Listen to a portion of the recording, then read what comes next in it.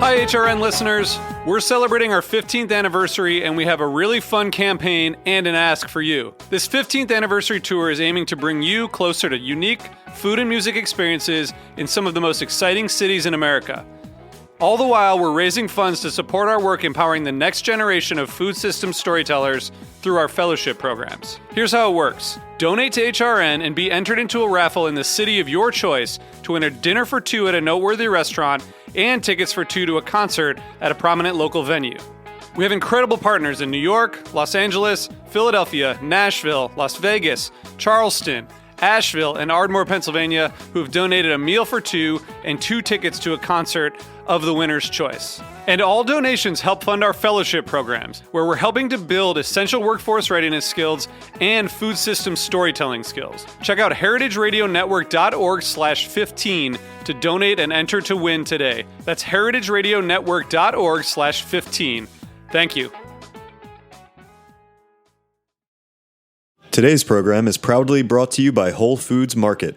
Visit WholeFoodsMarket.com or download the Whole Foods Market app to learn more and find the store nearest to you.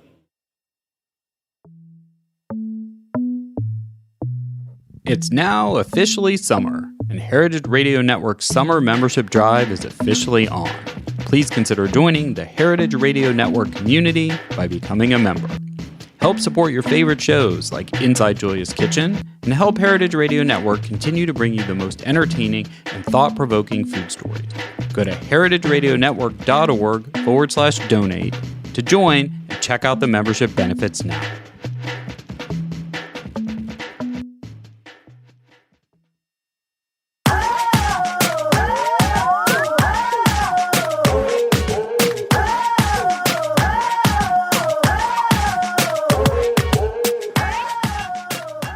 Hello, and welcome to A Hungry Society, the show where we talk about food, food media, and so much more. Today's guests are Lisa Gross and Sonya Kharas, founders of the League of Kitchens, an immersive culinary adventure in New York City where immigrants teach intimate cooking workshops in their homes, and participants encounter a new culture, cuisine, and neighborhood with every experience. Lisa is the daughter of a Korean immigrant and a Jewish New Yorker. She is the founder of the Boston Tree Party and a former food writer for the New York Press. Lisa received her MFA from the School of the Museum of Fine Arts, Tufts University, and has a BA from Yale. Sonya was born and raised in Washington, D.C., and has always been surrounded by people and food from all over the world. She spent 2 years living abroad in Bangladesh and Italy before moving to New York City, and has worked in community gardens, farmers markets, and food pantries throughout the 5 boroughs. Sonya received her MA in Food Studies from NYU and has a BA in Art History from Wesleyan. Lisa and Sonya, welcome to Hungry Society. Thank you, Portia. Thank you so much for having us. No, I'm so excited to have you here. League of Kitchens, I touched on it in the intro, but it's kind of hard to explain, to write an intro for it because it is so dynamic and interesting. And can you guys start with talking a little bit about League of Kitchens and what it's like? Sure. So we've been in business now for about 4 years, and I spent about a year before that setting everything up. And it really came out of my own personal experience in that, as you mentioned in my bio, my mother's Korean. She came to the U.S. in the 70s. My father is American of Hungarian Jewish descent. And actually, my Korean grandmother lived with my family when I was growing up, helped to raise me, and cooked all this amazing Korean food all the time. But whenever I showed interest helping her in the kitchen, she would always say, "Oh, don't worry about cooking. You should go study, because studying is the most important thing." And so I did. I studied a lot. And I really appreciate where she was coming from, that she really wanted me to have opportunities that she didn't have, both educationally and professionally. But it means that I never learned to cook from her, and neither did my mom for the same reason. And so after college, when I was living in New York and really cooking for myself for the first time, and fell in love with cooking, I wanted to cook Korean food and this food from my childhood. And I tried to teach myself from cookbooks and from the internet.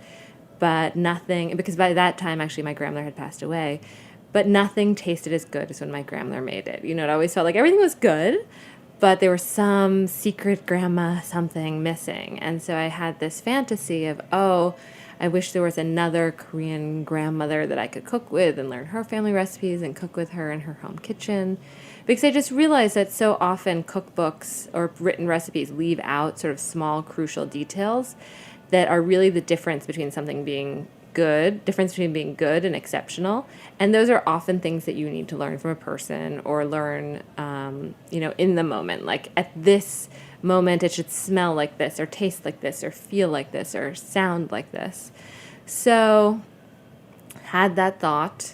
Fast forward, I ended up doing an MFA focused on socially engaged participatory public art and was doing a lot of different projects involving food because, as you know, food connects with everything, and food is such a visceral, powerful way to bring people in.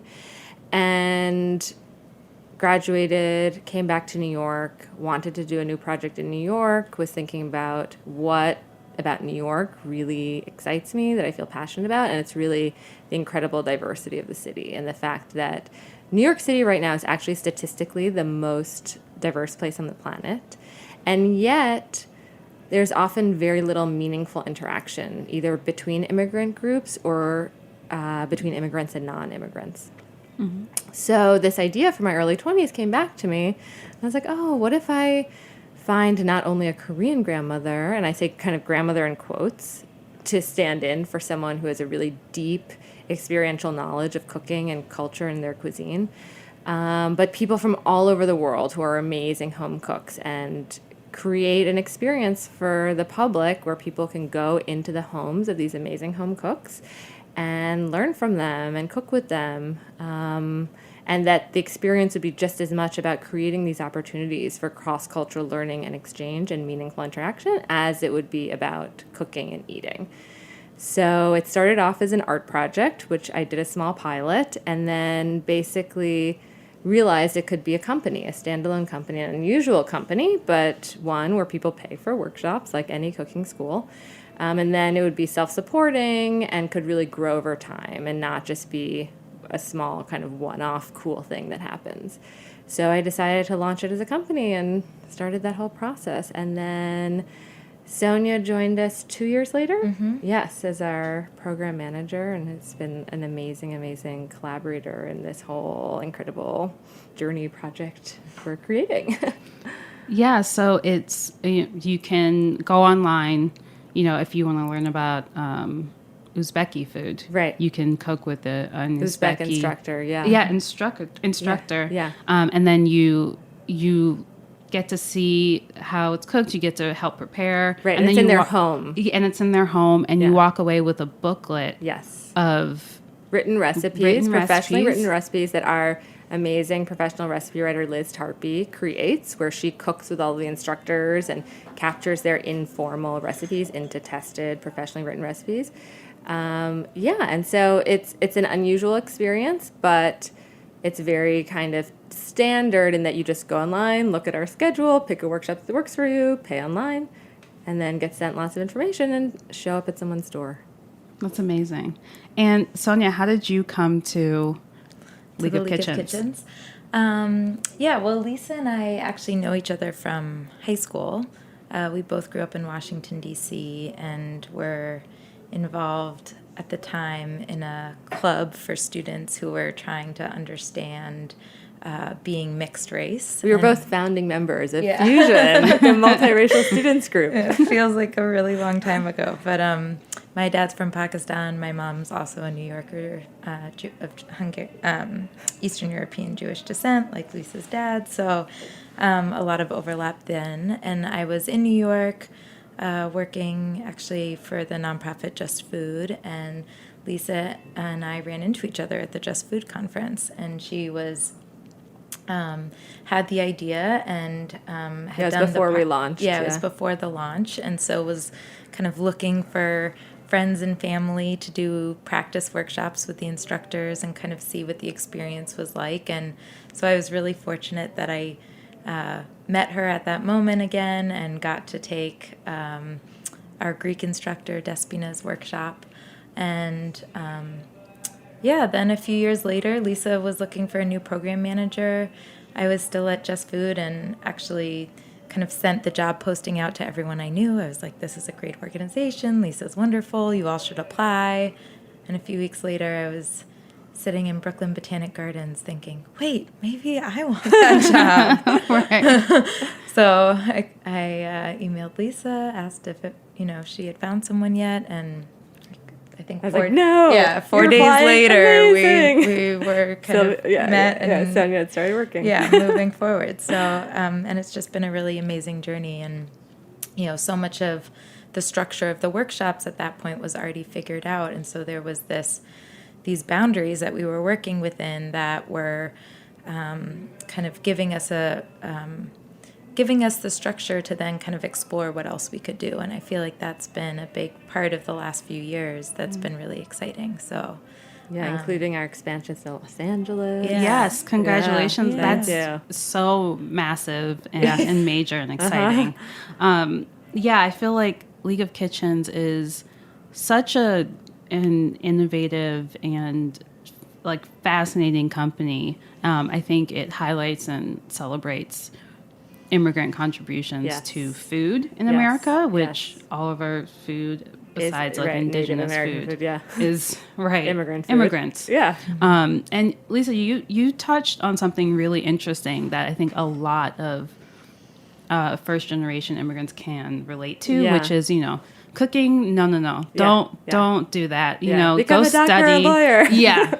Become a doctor or a lawyer. Which I did not do, but and cooking is not really seen as something that of value, be a full career, right? Can you talk a little bit about that? Sure. Yeah. Well, I think actually one of the really important things we're doing is recognizing and celebrating the knowledge and expertise of these women who are our instructors, who are all home cooks. So none of them have trained professionally to be kind of restaurant cooks, but they've been cooking for their families for like 20, 30, 40 years, sometimes 3 meals a day, learning to cook from their mothers and grandmothers. And I do think it's important, actually, that all of our instructors are women, because this kind of knowledge and expertise has historically been devalued to the point of being internalized by the women themselves as having little to no value. Because it's been women's work traditionally. 99% of the daily cooking that happens around the world is done by women. And like other areas that have been traditionally in the area of women's work, it hasn't been recognized. But what's so incredible is these women who teach for us have such a deep knowledge and expertise of traditional cooking techniques and methods and cultural information and knowledge that they are so excited to share, and actually that our students, many of whom are professional chefs and recipe writers and food writers, are so excited to learn. And before teaching for the League of Kitchens, they had no opportunity to share this outside of their immediate families. And so I feel like another thing that we're doing is within the larger food world, food scene, food media world, really foregrounding and elevating these women and their knowledge and expertise. Because also in contemporary food culture and food media, so much attention is placed on male restaurant chefs, many of whom are white. And so I think placing this attention on these women is just so important beyond the actual experience of the classes, which is so important in of itself. You want to add to that, Sonya? Yeah, I think there's like Lisa said, the celebration and recognition that's happening in a more public space. I mean, I think one of the exciting things we do is through the League of Kitchens have opportunities for our instructors to showcase their skills and expertise in really public ways. We did 2 dinners at the James Beard House earlier this year with our Nepali instructor and our Uzbek instructor. We've done... And just about that was the first time they've ever had home cooks cook at the James Beard House, and also is their first Uzbek and Nepali dinners. And the Uzbek one was their first halal dinner ever. So I think, there are those kind of opportunities to really challenge kind of what's happening publicly in terms of how we think about food, what food we value, what food we're willing to pay for, all of those kinds of conversations.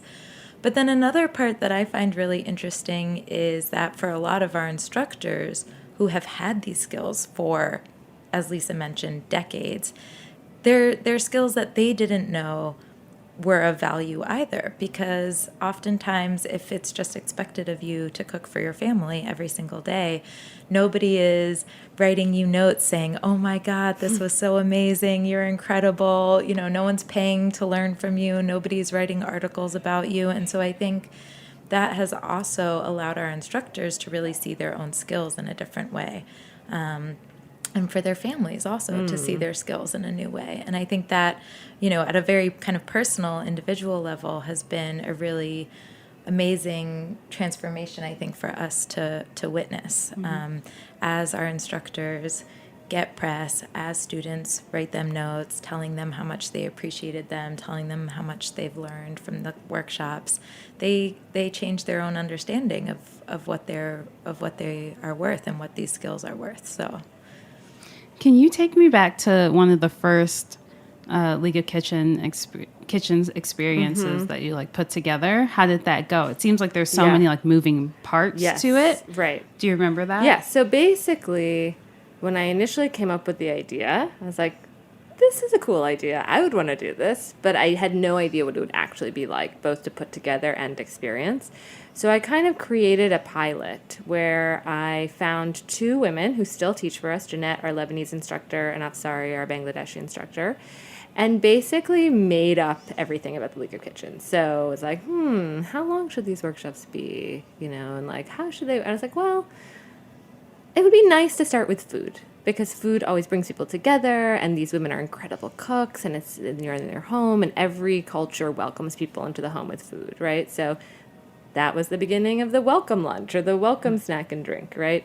And then I was like, oh, how many dishes would really feel like a feast and like you're learning a lot, and that would make sense within a culture in terms of a big meal? So I was like, oh, maybe 5 to 6. I was like, okay, let's cook a meal, 5 to 6 dishes. Oh, how long does that take? Okay, it took through about 3.5 hours. Okay, this feels like we need a break. Oh, there'll be a meal.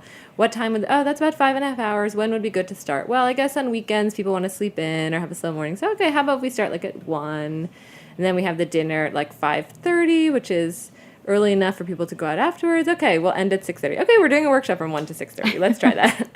And then I just found friends and family to kind of be the initial students, including Sonya, which was so great. And then I was like, oh, in their kitchens, they need more stuff. They need more cooking tools to help teach, because they're used to just cooking alone. So I got them what became our teaching toolkits with extra cutting boards and knives and prep bowls, etc.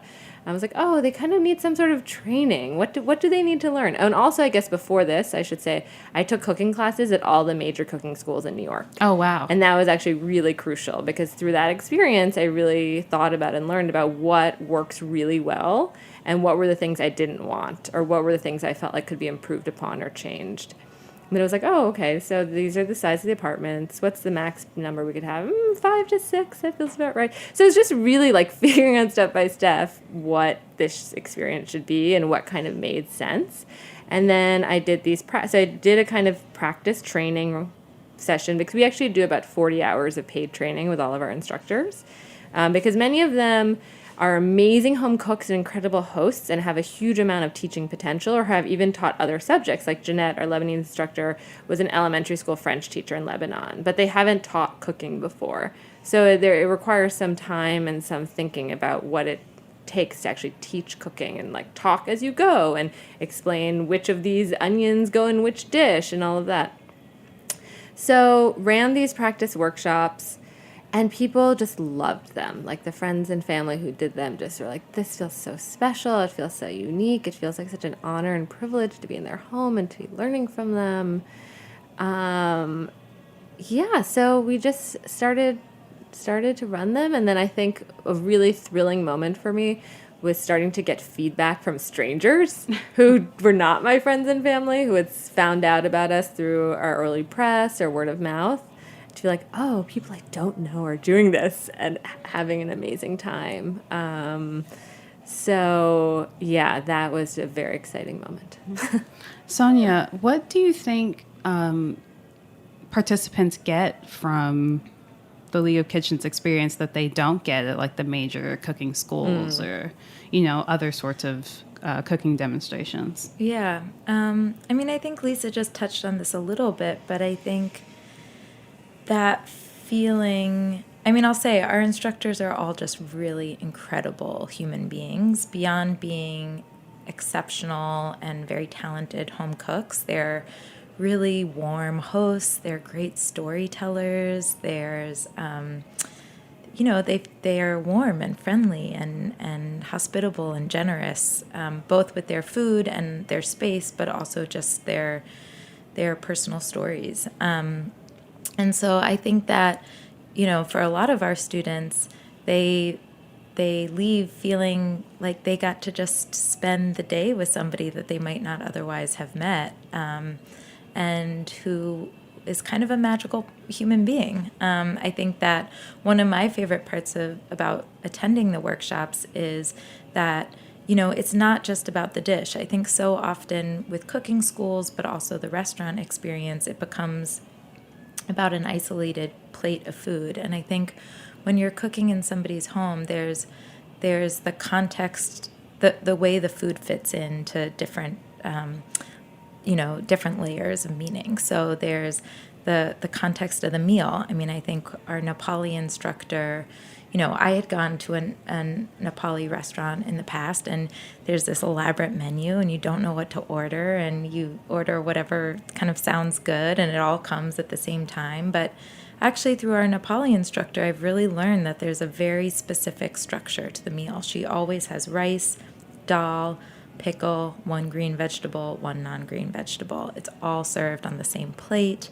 It's all served in a particular order on that plate. And there's a way to eat it. And you eat it with your hands, and there's a way to mix certain foods together. And so I think that there's kind of that piece of learning that's happening that makes the food more enjoyable, because that's the way it's supposed to be eaten. Plus, like her talking about her mom and her grandmother and all these stories with her family, and her family is actually connected to the royal family of Nepal. So some of her recipes are court recipes that you could never find elsewhere. And she also has a very dramatic personal story, as many of our instructors do. And I do think that our students just feel it's such an honor and privilege to be taken in so intimately into someone's life and home. And you were going to say something? No, and I think, one of the things that Lisa was talking about, a lot of the details of how the workshops were structured, just seemed imagined in the beginning. But actually, our workshops are 5 to 6 students. It's a really small group. You're all cooking together, eating together, doing dishes together. You're forming a familial feeling bond with one another. They're in someone's home. It's such an intimate experience. Their family members might be there. You see the magnets that are on their refrigerator and the personal photos that are framed on their bookshelves, and listening to the music that they listen to when they're at home. And so I think all of those details combined do create this really personal, intimate experience that, New York, you see people every day on the street who might look different from you, but how many opportunities do you have to spend 5.5 hours with a stranger and hear their story and, hear them talk about, oh, this isn't just a loaf of Uzbek bread. This design is from not just the city that I come from, but the neighborhood that I come from. And there's a legend about how this bread manifests in this particular form and what this design means. And all of those stories that come out around food, I think, are a big part of what makes the workshop feel so magical for students. And I think also we often hear that, at the beginning of the workshop, everyone feels a little awkward and there's some trepidation. You show up in a neighborhood you've never maybe been to. You go into an apartment building you've never been to. You knock on a stranger's door. It feels a little, maybe stressful or nerve-wracking in a certain way, and then you're with a group of maybe 5 other strangers you don't know. But we always hear that by the end of the 5.5 hours, like everyone's hugging. Students often stay in touch with each other. Students often stay in touch with the instructor, and they feel like the instructor is like their favorite aunt or grandma or some sort of familial member, and that is just really moving. I was just about to say, the instructors, I feel like there are so many success stories, and your instructors have, articles written about them, have even appeared on The Late Show with Stephen Colbert. With Stephen Colbert. Yeah. Like, That clip is hilarious. Oh, thank you. Yes, Yamini is amazing. Yes. Can you share some more success stories of your instructors? Yeah, I mean, most recently we were in the May issue of Oprah's magazine. A feature story, Which- 6 stages. Wow. It was so stunning. The writer took 3 workshops with Mirta, our Argentinian instructor, Demira, our Uzbek instructor, and Yamini, our Indian instructor. And it's a really beautiful article, and the photos are gorgeous, and the quotes they got from our instructors are really kind of lovely and illuminating. So I think that felt quite special. Doing the James Beard dinners Doing the was James very Beard special. Yeah, I mean, we've been lucky to just get a lot of press and to collaborate with different interesting organizations and institutions. Even things yeah. like we've started doing demos at the some of the green markets throughout the like city. Union Square and Granary Plaza. And even stuff like that. It's just, I think our instructors love different opportunities to be out in the world and showcasing their skills. And actually, one part of the business we're really growing right now is doing private workshops for companies and organizations. So we just did 4 simultaneous private workshops for the Watson Fellowship, which were these groups of college students in New York for the summer who will eventually be going abroad, and they wanted to use these workshops as an opportunity for the students to practice being in other cultural contexts. And I went in and talked to them afterwards and talked about how to comfortably navigate other, cultural spaces. Or we've had groups from like JP Morgan do team building, or other companies. So I think for many of our instructors, before they taught for the League of Kitchens, some of them had very few interactions with Americans or people outside of their community. Right. And so now that's just so that their worlds have expanded so much. And I think one of the other really important things we do is really focusing on immigrants and the incredible contributions they make to our culture and society, which in this political moment just feels so,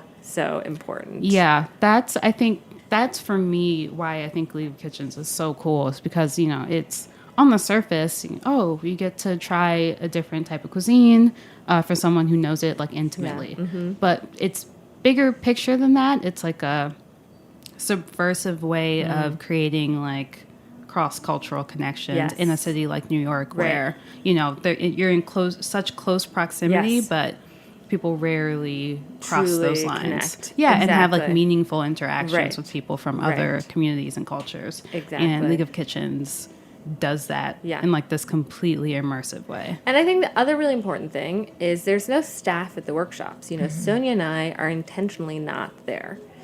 And that's because when the students arrive, the instructor is the host, the teacher, the expert, the one in control of the situation. And if Sonya or I were there, the students would look to us to mediate, and the instructor would look to us to mediate. But it's an unmediated experience where where it flips the conventional power dynamic, where usually the immigrant is in a service position.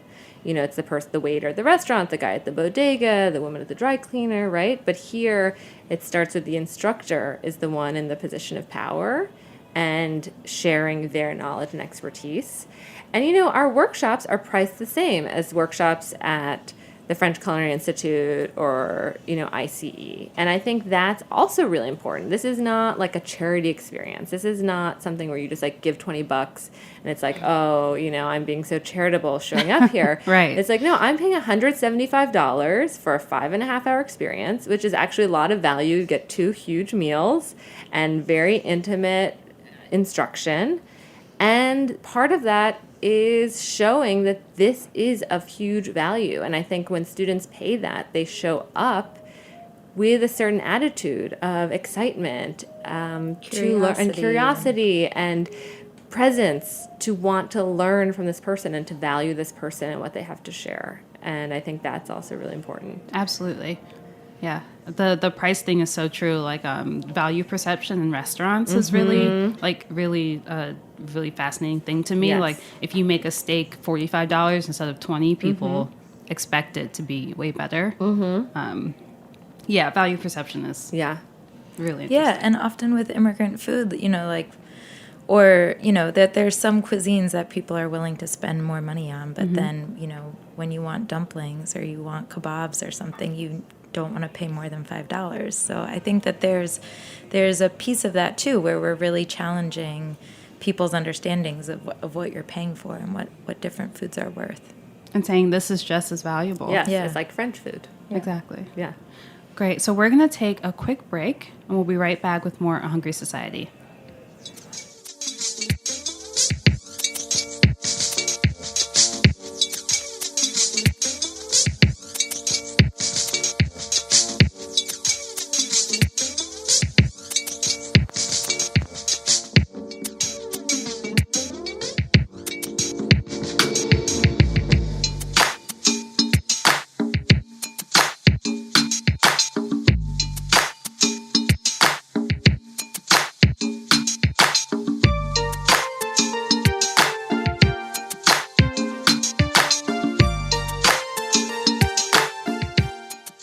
Today's program is brought to you by Whole Foods Market.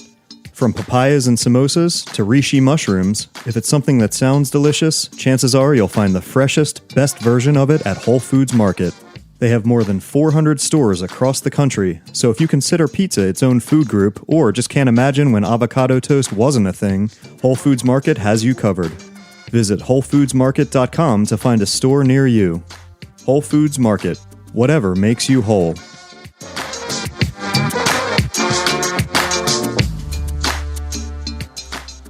All right, so we're back with Sonya and Lisa of League of Kitchens. And now we're going to talk about dining in both of your lives. So we didn't say this in the first half, but we realized prior to the show that we have a DC Boston connection going on here. And both of you grew up in The DC, area, right? yeah. Yep. Yeah. Do you have any early memories of dining when you were growing up? Well, so I guess, I always talk about my Korean grandmother and her influence, but actually my Jewish grandparents who lived in Great Neck, in a very different way, were also very influential in my development and in the League of Kitchens becoming what it is, in that they were passionate travelers, passionate about culture, and passionate about food and restaurants, and going to different kinds of restaurants and eating out. And they took me on trips all over the world, and food was always a really big part of that. And I think the idea of the League of Kitchens not just being about me finding a Korean instructor, but really being about finding people from all over the world and creating this meaningful, fascinating, transformative experience for the public is really also was very much influenced by them and this interest that I got from them in terms of learning about different cultures through food and travel. So yeah, I just went out to tons of restaurants with them as a kid. And now when my husband and I travel, food is always the center of every trip we take. Right. Same. Yeah. And that also was one of the inspirations for the League of Kitchens, was just really interesting, meaningful eating experiences I've had abroad, and how it really felt like those experiences gave me a kind of immediate visceral connection and access to that culture that other experiences there didn't. And so one of the things we actually hear from students in New York is that it feels like traveling abroad, on the subway, or just having that kind of time out of time, culturally immersive experience you have when you travel that you don't really get where you live. And in a sense, actually another inspiration was just so many articles I read growing up in Gourmet or Sever about the writer going and cooking with a grandmother in the Caucasus Mountains on this farm. And I was always like, oh, I want to do that. And so basically what we do is create that for anyone in New York. Right. Yeah. What about you, Sonya? Do you have any early memories of dining? Yeah, I guess for me, and maybe this is, again, part of what draws me to the League of Kitchens experience, is that dining in my family was really at home. My mom cooked dinner every night. We're a busy family, sports, piano, work, all, school, all the normal things. And dinner was the one time of day when we sat down together, we talked about our days, we connected with one another. And I think that experience of really my family and my early love connections forming at the kitchen table has really influenced the way that I cook and eat now. That being said, I was thinking about early restaurant experiences, and I do have a really vivid memory of my mom grew up in New York. My aunt and uncle are still here in Queens, and I remember coming up to visit in it was probably like the late 80s, and we came up for Christmas to New York. And Christmas, what are we going to do? We went to Chinatown. I remember walking around Chinatown and seeing all the ducks hanging in the windows and, the signs in a different language, and feeling really transported to another place. And, eating the food and being like, oh, this is not the food that I'm getting at home. This is a different world. This is a different cuisine. And just realizing how many different options were out there, I think was really eye-opening to me. Mm-hmm. And, it is interesting now living in New York that kind of early travel dining experience for me was in New York. So, and I'd say also something that's interesting about both of us and our eating at home is that every dinner we had at home, my dad would call it the 38th parallel, which is the line that divides North and South Korea. We basically have like a Korean side of the table and a kind of Western side of the table. And I know Sonya grew up eating a lot of Parsi food cooked by her Jewish mother, and kind of more Western food. And there was this mixing of food and culture at our table and in our families. Mm-hmm. And, we've talked a lot about how I really think that for me, founding the League of Kitchens, and for Sonya, and she can speak to this, like working so amazingly and beautifully in the company, so much of it is about our personal experience being from two cultures in our families and growing up navigating between two cultures and translating between two cultures, because that's what we do with the League of Kitchens, is that we move between the experience of our students, who are mostly American, and our instructors, who are immigrants, and like each of us have a parent who's an immigrant, and understanding where the instructors are coming from, helping them connect to each other, coming from different cultures. And I really think that is so much based in our own personal experience, which is also embodied in our food growing up. And maybe partially, speaking for myself, my interest in always trying different foods and mixing different foods comes out of that experience in my family. Yeah. Do you guys go out to eat now? Yeah. Do you have any favorite restaurants at the moment? Well, so I live in Ditmas Park, kind of in the Kensington border, and I have two young daughters, one who's almost 4 and one who's 14 months. And we go to Sunset Park all the time because it's close and it's just so awesome. And I love, like Sonya described from her own childhood, exposing my children, particularly my older daughter, to this experience of eating in a different culture. And so one place we're really into right now is Simon's Barbecue in Sunset Park. They do Hong Kong style barbecue on skewers with charcoal or wood, it's just amazingly delicious. Yeah. Yeah, I'm really bad with restaurants. I also love the experience in New York of going to a new neighborhood. My brother and sister-in-law just had a baby. My mom came up. We went out to Coney Island, to the boardwalk, to Sheepshead Bay, to get Russian food. So I love that kind of experience in New York of going to a new neighborhood and trying food from a different place. I also just love, they're maybe not remarkable, but I love like the neighborhood restaurants in my neighborhood. I like going to the restaurants where, the owner lives in the neighborhood. So lives in Clinton Hill. Yeah.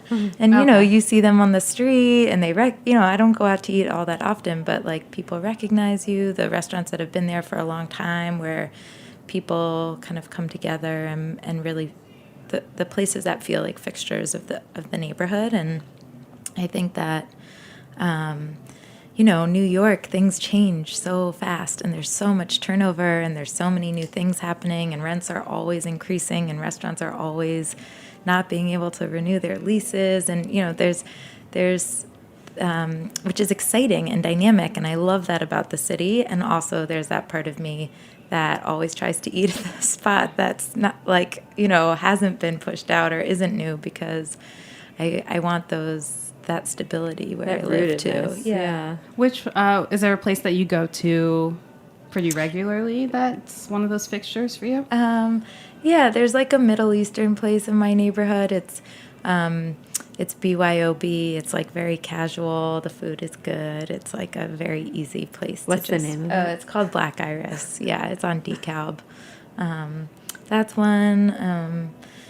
Yeah, there was a South African restaurant in my neighborhood, Madiba, that actually just closed that I love to go like get a drink. When the World Cup was going on, it was always a fun place to go and watch the games and just had a lot of kind of vibrancy and dynamism. It's always sad when those know. spots close. Yeah. And actually, similarly, so we live in Ditmas Park, and my husband Dan and I go to the Costello Plan like every week. And it's just a little neighborhood bar and restaurant with some outdoor seating, and it's the first time in my life actually that I've gone somewhere so regularly that we know the bartenders, we know the waiters, they give us free stuff. It's very warm. There is something. It's so interesting. I feel like I have the same exact feeling where either like I love going to different immigrant enclaves in New York and eating food as this cultural experience and trying new flavors, and I also just love going to the one place in your neighborhood over and over and building a relationship with the people there. Yeah. So we're going to talk about the worst dining experiences now. Do either of you have like one of the worst like dining memories? And you can name the restaurant, or you don't have to. You can leave it out. Yeah. Well, it's funny. I was just talking with my husband Dan last night about the last big trip we took, which was to Sedona when I was pregnant, Sedona, Arizona, when I was pregnant with my first daughter. And it's this incredibly beautiful landscape and beautiful place. And the food there was so mediocre, like every restaurant we went to. I was just reflecting last night, like, oh, it's kind of sad that in such an incredibly beautiful place, all the food was just very bland and average. And What kind of food was it? Like it was like a combination American? of kind of like American, and like you would think there would be good Mexican food, but it was just a lot of kind of mediocre gloppy Mexican food and just mediocre gloppy everything. Yeah, and it just feels so disappointing when you're spending money when food is just sort of ugh. Yeah. It wasn't like disgustingly horrible. It was just So all of Sedona is your choice for a disappointing meal? Yeah, maybe it's improved. We were there 5 years ago. Food culture has changed radically in our country. Yeah. Actually, we had an amazing barbecue meal in a strip mall on the drive to Sedona. Oh. So I'm not dismissing all of Arizona. Yeah, I mean, I'm trying to think. Like, I do think that not going out to eat that much, whenever something just feels mediocre, it's like pretty disappointing, especially knowing that there's such good food out there and so many good cooks out there. Right. Yeah, having a mediocre meal in New York is very just like extra distressing in a kind of FOMO way of like, I could have spent this money elsewhere. Yeah, and I just, Yeah, I find that actually a little debilitating. Yeah. Right, yeah. It's true. Any recent meals that were just like, just awful? Not out. I actually cooked an awful meal recently, which was really embarrassing.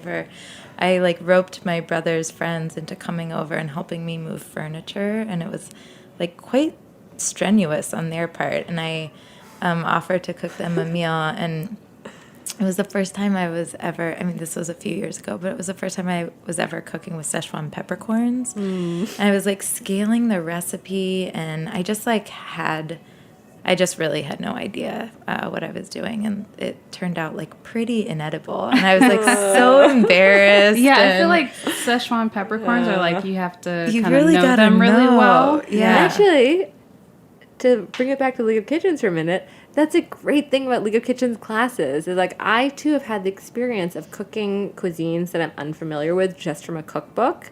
Like when I've tried to cook South Asian food from cookbooks, like it just doesn't turn out that good because certain spices or certain techniques You have to know how to work much with them. easier to learn in person from a person. Like I realized after cooking with our South Asian instructors that I was always too scared to heat the ghee or the oil high enough for frying the spices. And so the temperature was always a little too low, so they didn't, because I was always afraid of burning them. But it was too low, so it didn't truly like toast enough and release enough flavor and just got kind of soggy. And so that was why. And like I had to just see someone do it and be like, wow, that's really hot and it's really popping and it's okay and that's how it's supposed to be. It's supposed to sound like this and smell like this. It's not burning and it's okay. And that radically changed my ability to cook South Asian food at home. What were you trying to make with the peppercorns? Oh God, I don't even remember. It was, it was like one of these things. I read an article probably in Saveur. I was like, but I think for me with spices in particular, like once you start scaling and changing the portion sizes, spices don't scale in the same way as other food. And I think that was really where my downfall was.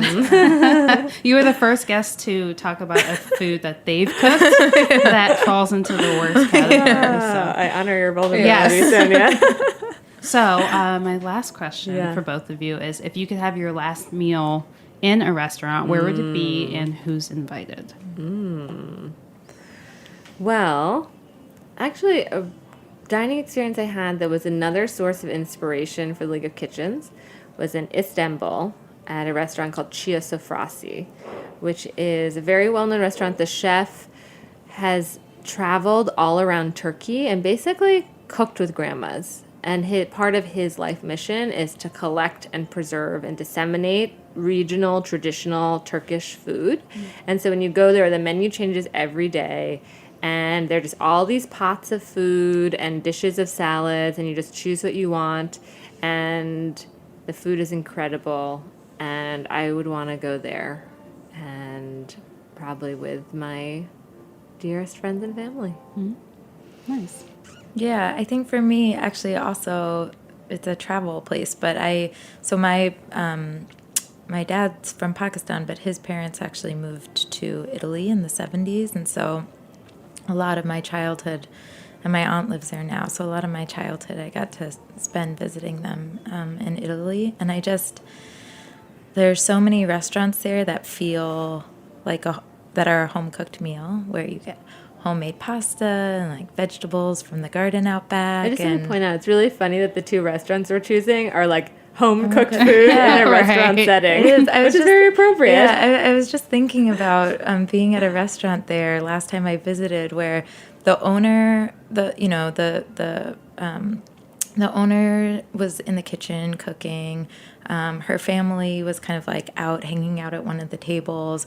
There were these little kids running around and actually like kind of climbing up onto our table and grabbing like bread off of our table. And it was, even though I didn't know them, it just turned the whole experience into something that, felt so familiar and felt so intimate. And, especially in Italy, there's always good wine and good food. And so like, and there's such craft often with, so yeah, I think I would pick a really just like simple homemade Italian meal with my family, because that's where it all began for me. And I will just say that I think this touches on something really important about the League of Kitchens, which is that ultimately it's about connection. It's about this deep emotional, relational experience that's often lacking from our contemporary life.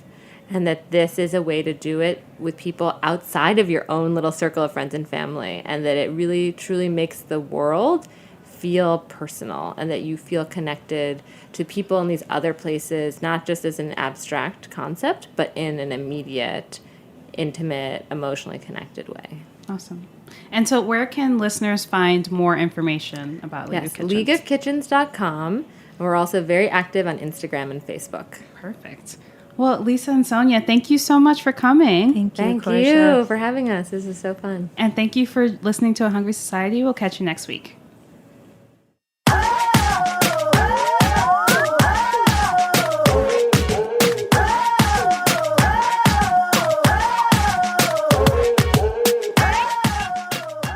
Thanks for listening to Heritage Radio Network, food radio supported by you. For our freshest content and to hear about exclusive events, subscribe to our newsletter. Enter your email at the bottom of our website, heritageradionetwork.org. Connect with us on Facebook, Instagram, and Twitter at heritage_radio. Heritage Radio Network is a nonprofit organization driving conversations to make the world a better, fairer, more delicious place. And we couldn't do it without support from listeners like you. Want to be a part of the food world's most innovative community? Rate the shows you like, tell your friends, and please join our community by becoming a member. Just click on the beating heart at the top right of our homepage. Thanks for listening.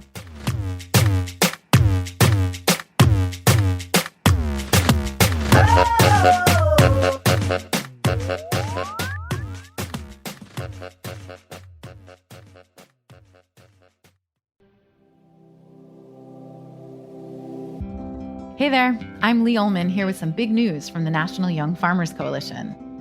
We're partnering with Heritage Radio Network on a special season of The Farm Report. It's all about what's happening with the Farm Bill and how it impacts farmers and eaters. I am growing diversified vegetables on land that's been in our family for 150 years. And so with the pandemic, gentrification, property values going up, we had to sell the land and we lost it. Join us as we uncover the untold stories behind this massive piece of legislation that shapes how we grow our food, what we eat, and so much more. The problems we have had, those are things that come from earlier Farm Bill and USDA policy, right? Like Earl Butts, get big or get out. You know, it's my responsibility to know not only what I'm eating, but then like how that all came to be. And realize like, wow, like this piece of legislation, all this money, like it's technically something that I support as a taxpayer. While Congress debates the next Farm Bill, this is not just an invitation to listen. It's a call to action. Be part of the conversation. Subscribe to the Farm Report on Heritage Radio Network, wherever you listen to podcasts.